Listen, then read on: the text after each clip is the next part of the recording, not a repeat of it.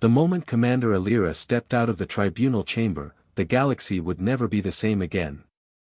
She was silent, head held high, ignoring the dozens of eyes watching from behind force fields and hollow windows. They whispered her name with a mixture of awe and fear.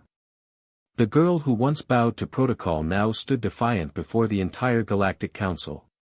Only a few remembered her beginnings, a maintenance engineer's daughter on the mining planet of Cauldron 3, a dust-choked world on the edge of extinction. Elira was smart, too smart. She was the kind of girl who read restricted schematics for fun and rewired her school's defense grid when she was 10 just to prove a point. But her brilliance wasn't what drew the galaxy's attention. It was the war. The Syndicate, a hive-mind species that absorbed civilizations into their neural collective, had swept across 11 sectors. The Galactic Council had declared total retreat. Evacuations. Abandonments. Entire planets given up as strategic losses. Elira didn't accept that. At 26, she was the youngest commander in Galactic Fleet history, promoted not by favor, but by necessity after her commanding officer was atomized during the siege of Varkon.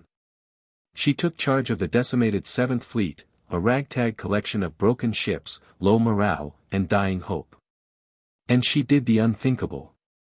She disobeyed a direct order from the Council. Instead of retreating, she flew straight into Syndicate space. The Council called it suicide. Her officers called it madness. Elira called it strategy. She'd spent years decoding fragments of Syndicate transmissions. Buried within the static and alien math, she found something unexpected. Not intelligence, but emotion. Fear. Confusion. There were patterns in their hives, interruptions. Something inside them was breaking. So she devised a virus. Not one that destroyed the Syndicate physically, but one that introduced a concept utterly foreign to them, individuality. The Council had outlawed neural warfare after the neural collapse of Cygnus. But Elira, standing over the grave of 1,000 lost colonies, didn't care. She uploaded the code through a captured relay station. A single strand of quantum-altering syntax that slipped silently into the enemy's mind. The change was immediate. One by one, the hives fractured. Units began disobeying central commands. Some stopped mid-attack and simply floated. Others destroyed their own kind. Elira watched entire enemy fleets crumble from the inside out, confused by the sudden idea that they could choose not to obey. The war ended in 6 days. She returned not to a hero's welcome, but to a tribunal. "You violated 8 intergalactic statutes," said the High Justice. "You tampered with sentient consciousness," accused the ethicist Prime. "You broke every rule we have," growled Admiral Core. "I didn't just break the rules," she replied calmly. "I changed them." The galaxy held its breath. The tribunal could have executed her. Imprisoned her in a black hole prison, erased her memory, rewritten her life. But something stopped them. Maybe it was fear. Maybe it was awe. Because in the silence that followed, something remarkable happened. One of the captured Syndicate, once a drone, now self-aware, spoke on her behalf. It was the first time a member of their species had ever used language. "She gave us freedom," it said.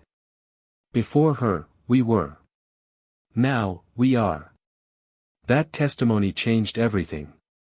Elira wasn't imprisoned. She wasn't promoted either. She walked away from the military, refusing medals, honors, or statues. She disappeared, just as silently as she had entered the galaxy's stage. But the galaxy didn't forget her. Within decades, the fractured Syndicate became allies, forming a new race, the Centauri, unique in their perspective, their culture, their gratitude. They called her the Mother of Thought. Entire academic disciplines were born from her neural code. Young rebels across the spiral arms whispered her name like a spell. A reminder that sometimes, the rules are the very chains that hold progress back. Hundreds of years later, when Earth joined the Galactic Council officially, a single statue stood in the Hall of Memory. Not of a president or admiral or ancient emperor. But of a woman, eyes forward, holding a data core in one hand and a broken rulebook in the other. Her plaque read simply, Elira Voss. She didn't just break the rules. She rewrote the future. And in that quiet, eternal moment beneath a million stars, the galaxy understood, some revolutions don't need armies. Just one mind brave enough to defy the expected.